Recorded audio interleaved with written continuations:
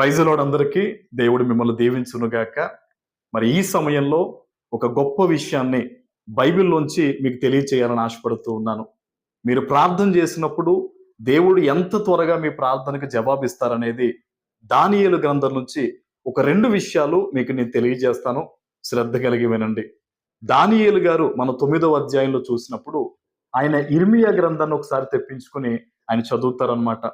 ఆ ఇర్మియా గ్రంథంలో ఆయన చదివినప్పుడు 70 సంవత్సరాల తర్వాత మరలా వీరు విడిపించబడతారని, మరలా తిరిగి యెరూషలేమునకు వెళతారని దానియేలు గారు చదివినప్పుడు ఆయన ఉపవాసం ఉండి ప్రార్థన చేయడం ప్రారంభిస్తారు.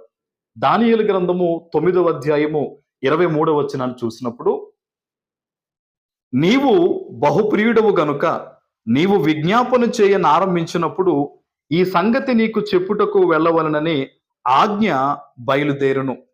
దానియేలు దగ్గరికి దేవుని దూత వచ్చింది.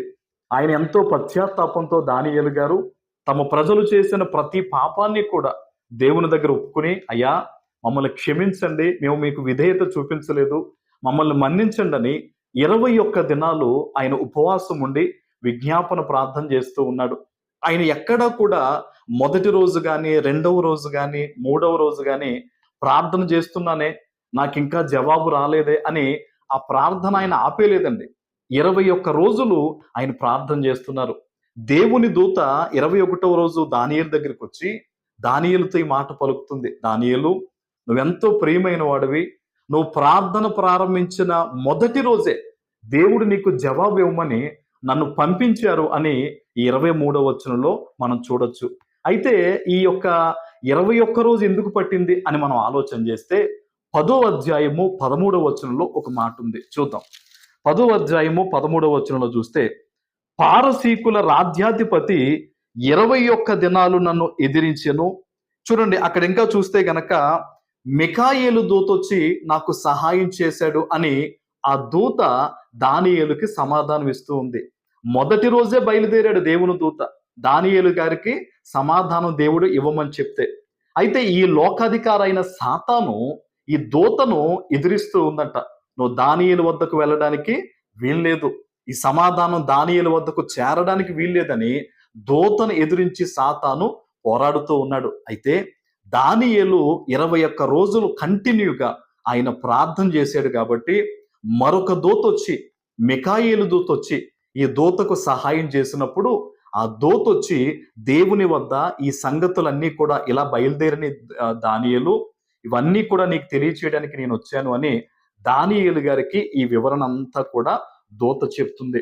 మీరు ఆలోచిస్తే ఈరోజు బహుశా ఈ మాట వింటున్న నీ జీవితంలో కూడా నేను చాలా దినాలు ప్రార్థన చేస్తున్నాను, ఎన్నో రోజులు ఉపవాసం ఉంటూ ఉన్నాను, ఈ భారాలు తొలగట్లేదు, ఈ కష్టం తొలగట్లేదు అని బహుశా నువ్వు కూడా నిరాశలో ఉండిపోయావేమో. ఒక్కొక్కసారి ప్రార్థన అంటే నీకు ఇష్టం కూడా తగ్గిపోతూ ఉందేమో. అలా ఎంత మాత్రం జరగనివ్వకండి. విశ్వాసంతో ప్రార్థించండి, దేవుని మీద నమ్మకాన్ని ఉంచండి. దానియేలు గారు కంటిన్యూగా ప్రార్థన చేయడం వల్లే కదా దూత అపవాదితో పోరాడి మరొక దూత వచ్చి అక్కడ విజయాన్ని ఇచ్చి ఆ సందేశం దానియేలు వద్దకు తేబడింది. ఈరోజు నీ జీవితంలో కూడా నువ్వు విశ్వాసంతో ప్రార్థన చేస్తూ ఉంటే ఆ జవాబు ఖచ్చితంగా వస్తుంది. మీరు ఒక్క మాట ఆలోచించండి, దానియేలు గారు ప్రార్థన ప్రారంభించిన మొదటి రోజే దేవుని వద్ద నుంచి జవాబు బయలుదేరింది కదా. ఈరోజు నీ జీవితంలో కూడా ఈరోజు ఈ మాట వినే సమయానికి నువ్వు ఇంకా ప్రార్థన చేస్తూ ఉంటే గనక నువ్వు ప్రార్థన ప్రారంభించిన మొదటి రోజే నీకు జవాబు దేవుని వద్ద నుంచి బయలుదేరింది. బహుశా ఈరోజు ప్రార్థన ఆగిపోయిన పరిస్థితిలో నువ్వు ఉన్నావేమో, ఉపవాసం ఆపేసావేమో, కన్నీరు విడిచి ప్రార్థించి పశ్చాత్తాపం చెందాల్సిన నీవు మరలా లోకంలో పడిపోయావేమో. ఆలోచించు ఒకసారి. దేవుడు ఎవ్వరి ప్రార్థనని కూడా ఆయన తోసివేయడండి. అందరి ప్రార్థనకి కూడా దేవుడు జవాబిస్తాడు. కాబట్టి ఈ మాటను గమనించి విశ్వాసంతో ప్రార్థనలో మరలా ముందుకి కొనసాగు. ఆనాడు దానియేలుకి జవాబిచ్చిన దేవుడు ఈరోజు నీకు కూడా జవాబిస్తారు.